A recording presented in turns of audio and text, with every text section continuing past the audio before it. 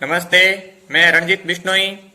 आज मैं रेप और बलात्कार के मामलों के बारे में कुछ मेरे विचार, मेरी भावनाएं आप सभी के सामने शेयर करने वाला हूं। देखो, ये वीडियो मैं कोई मेरे प्रवचन देने के लिए या फिर मेरे ज्ञान बांटने के लिए नहीं बना रहा हूं। आप सोचो कि ये प्रवचन देने के लिए या अपना फालतू का ज्ञान बांटने के लिए बना रहा है, ऐसा कुछ बिल्कुल भी नहीं है। आज मैंने एक न्यूज पढ़ी थी बिहार की। उसमें लिखा हुआ था कि ऊपर हेडलाइन जो आती है ना, मेरे पास दैनिक भास्कर ऐप है, उसमें न्यूज में हेडलाइन लिखी थी कि बिहार में 9 साल की लड़की के साथ में हुआ बलात्कार। जब मैंने वो न्यूज खोली और पढ़ी, वो पूरा पूरा न्यूज तो मैं आपको विस्तार से नहीं बता सकता हूँ क्योंकि बाद में वो वीडियो लंबी हो जाएगी, इसलिए मैं आपको शॉर्टकट में समझाने की कोशिश कर रहा हूँ। और सिर्फ मैं बलात्कार और रेप के मामलों में इस टॉपिक पर मेरी भावना शेयर करना चाहता हूँ, मेरे विचार है जो शेयर करना चाहता हूँ आप सभी के सामने। देखो, आज हर एक व्यक्ति शिक्षित है और हर कोई अखबार से, किसी भी न्यूज चैनल से जुड़ा हुआ है, तो उनको मतलब इस बात में कोई भी अटपटी बात नहीं लगती है कि चलो 9 साल की लड़की के साथ में रेप हो गया तो वो तो एक नॉर्मल बात है। हालांकि नॉर्मल बात नहीं है, परंतु हिंदुस्तान जैसे देश में नॉर्मल बात है। ये कोई ऐसे आम आदमी कोई सुनता है न्यूज तो उसको अटपटी लगती है कि चलो 9 साल की लड़की के साथ में हुआ रेप, ये तो कैसे संभव है, असंभव है।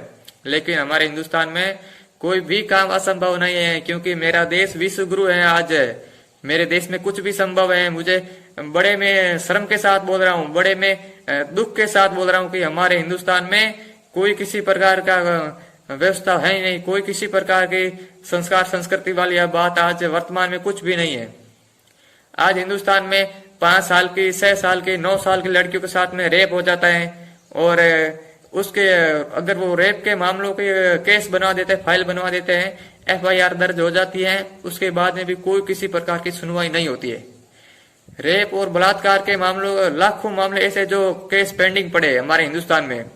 अगर आपको जानकारी नहीं है तो आप कहीं से भी जानकारी लेके सर्चिंग करके कहीं पे आप दे सकते हो। पूरे हिंदुस्तान में आज उत्तर से लगाकर दक्षिण तक, पूर्व से लगाकर पश्चिम तक है, पूरे हिंदुस्तान में आज लाखों केस रेप और बलात्कार के पेंडिंग पड़े। कोई भी किसी प्रकार की सुनवाई ना होती है और ना ही उस लड़की को किसी न्याय मिलता है। देखो, आमतौर पर क्या होता है कि जिस किसी लड़की का रेप होता है तो उनके माता पिता और उनके परिवार वाले, जो रेप करने वाले लड़के होते हैं, जो हैवानियत करने वाले और राक्षस प्रवृत्ति के लड़के होते हैं, उनके खिलाफ पुलिस केस दर्ज कर देते हैं। देखो, पुलिस भी हमारे हिंदुस्तान की पुलिस क्या करती है, जो पुलिस प्रशासन है वो क्या करती है कि डायरेक्ट किसी को, अपराधी को, वो पुलिस को पता चल जाता है कि 100% ये अपराधी है, कोई भी ये क्रिमिनल है, तो डायरेक्ट किसी को पकड़ते ही नहीं है। मैं सभी पुलिस वालों की बात नहीं कर रहा हूँ। 70% ऐसे पुलिस वाले होते हैं जो किसी अपराधी को सीधे तौर पर पकड़ते ही नहीं है। पुलिस प्रशासन को पता चल जाता है कि 100% ये अपराधी है, 100% यही क्रिमिनल है, फिर भी उनको नहीं पकड़ती है, क्योंकि मेरे हिंदुस्तान की 70% पुलिस प्रशासन ऐसी है जो रिश्वतखोर है, हरामखोर है, एकदम लुच्चे लफंगे पुलिस वाले हैं। आजकल क्या है कि हरामखोरी और रिश्वतखोर कुछ ज्यादा ही बढ़ रहा है हिंदुस्तान में। मैं ये मतलब मेरे मन से बातें नहीं कह रहा हूँ। डेली आए दिन अखबार में, न्यूज चैनल में आ जाता है कि ये पुलिस वाला रिश्वत लेते हुए पकड़ा गया, और 2-3 दिन बाद में उसके ये भी आ जाता है कि इसकी वर्दी हटा दी गई है। देखो, रिश्वत लेने वाले पुलिस अपने कम ही जाते हैं, अपने तब जाते हैं जब आज कैमरे की देखो दुनिया है।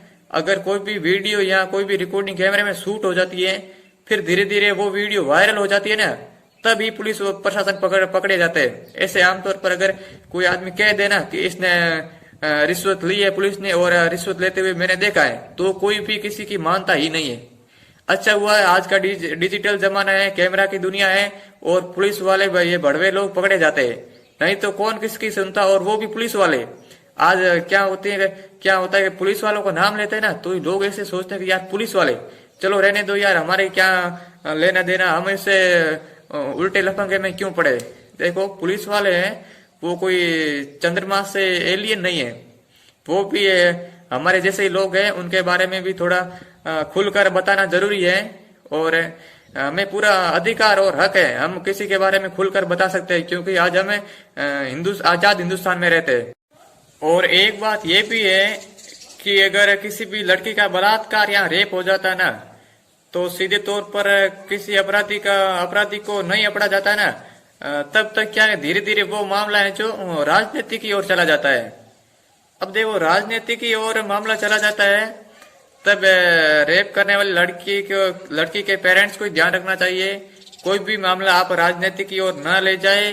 कोई भी किसी प्रकार का आपको फायदा होने वाला नहीं है, ना ही राजनीति कोई नेता सीधे तौर पर अपराधी को दंड दिलवा सकता है, ना ही उसको सजा दिलवा सकता है। देखिए, आप सोचिए, जो राजनेता होते हैं, वो लोग क्या करते हैं, उसके तो रेप करने वाले भी बराबर है और जिसका रेप होता है वो भी बराबर है। तो इस रेप मामले में जो भी राजनीति बात होती है ना, तब राजनेता उसको बड़ा फायदा मिलता है, उसको उस टॉपिक पर चर्चा करने का अधिकार मिल जाता है, हक मिल जाता है। वो राजनेता क्या करता है कि धीरे धीरे इधर की उधर और उधर की इधर करते हैं, और उसके दोनों बराबर है। उस एक रेप मामले में वो अपना वोट बैंकिंग बढ़ा देता है। कोई भी नेता एक रेप मामले में वो अपना वोट बैंकिंग बढ़ा देता है, वो धीरे धीरे करके उस मामले को जमा भी देता है। उसको कोई भी धीरे धीरे करके देखो, ना तो लड़की के परिवार वालों को न्याय मिलता है, ना बात है। वो कोई भी पुलिस केस करते हैं, धीरे धीरे वो कचहरी के चक्कर काटते रहते हैं अपने लड़की के घर वाले, और धीरे धीरे वो मामला रफा दफा हो जाता है। कोई किसी प्रकार का लड़की के पेरेंट्स को कोई न्याय नहीं मिलता है लड़की को, और नेता लोग है जो अपना वोट बैंकिंग बढ़ा लेता है, अपना वो काम कर लेता है। अब मेरा एक सुझाव है, जिसका रेप होता है जिस लड़की का, उसके परिवार वालों को भी मेरा एक सुझाव है, और जो रेप करने वाले बदमाश लोग हैं उनको भी मेरा एक सुझाव है। देखो, पहले तो मैं बात करता हूँ जिस लड़की का रेप होता है, उनके परिवार वालों को मेरा यह सुझाव है कि सबसे पहले तो आप उन बदमाशों का पता लगाइए और अपनी कानूनी कार्रवाई कीजिए, पुलिस केस कीजिए, और उस पुलिस केस का पीछा मत छोड़ना, पूरी उसके तह तक जाना और देख रेख करना उस पूरे केस का, और उसको पूरा संभालना, और जहां तक है वो उस अपराधी को सजा दिलवाना कठिन से कठिन है। और अगर आपको पता चले कि चलो मैंने केस कर भी दिया है और धीरे धीरे वो मामला रफा दफा हो जाता है, आज वर्तमान की पुलिस कुछ नहीं कर पाती है, रिश्वतखोर पुलिस बदमाश का कुछ भी न बाल भी बांका नहीं कर पाती है, क्योंकि वो रिश्वत के पीछे उनका मुंह बांध देता है अपराधी। तो आप ऐसे करना, अपनी समाज को एकत्रित करना, या आपने गांव वालों को एकत्रित करना, फिर रेप करने वाले लड़के के बारे में पता लगाना कि वो कहाँ रहता है, कैसे रहता है, किस हालात में रहता है। आप उसको कहीं भी अकेला देखकर या कुछ भी करके उसको पकड़ना, और बीच चौराहे पर, जो अपने सिटी गांव या कुछ भी होता है उसके बीच चौराहे पर ले जाकर हाथ और पैर दोनों काट देना, हाथ और पैर दोनों काट देना, और उस लड़की के सामने काटना, ताकि लड़की को भी पता चले कि हाँ भाई, मेरे साथ में इसने रेप किया है, और इसको सजा ये लोग नहीं दे रहे, इसको सजा ये लोग में भगवान रूपी वो दे रहे हैं इसको सजा। और आप डरना मत, आज के टाइम में आपको कुछ भी नहीं होगा, क्योंकि देखो, जब आप गांव वाले या समाज वाले एक तरह होकर, चलो मान लिया कम से कम 50 लोग या 100 लोग भी होंगे ने, और उसको कठिन से कठिन दंड दोगे ना, तो भी पुलिस आपको कुछ नहीं कर पाएगी, क्योंकि पुलिस एक को सजा देगी, 2 को देगी, 10 को देगी, कितने लोगों को सजा देगी?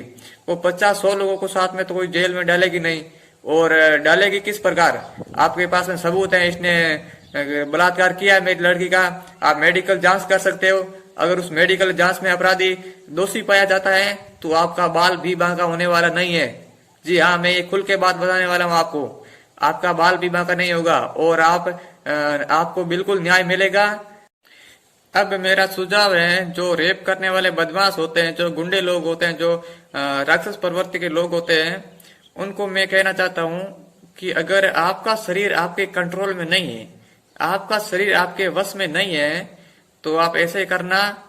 आपके घर में भी माँ और बहनें होती हैं, आप ऐसे करना। मेरा सुझाव आपके प्रति ये है कि आप जब रात को सोते हैं ना, तब आप अपनी माँ और बहन के साथ सोया करो, क्योंकि आपका शरीर आपके कंट्रोल में है नहीं।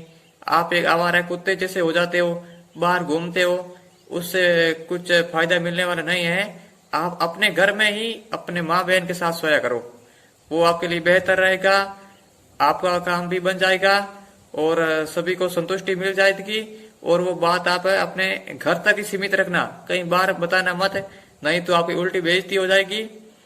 मेरा कहना आपको यही है, ठीक है ना। ये काम आपके लिए बेहतर रहेगा और यही आपको करना है, क्योंकि आपका खुद का शरीर आपके कंट्रोल में तो है नहीं, ठीक है ना।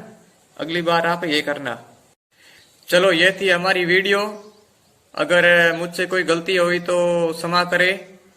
जय हिंद, जय भारत।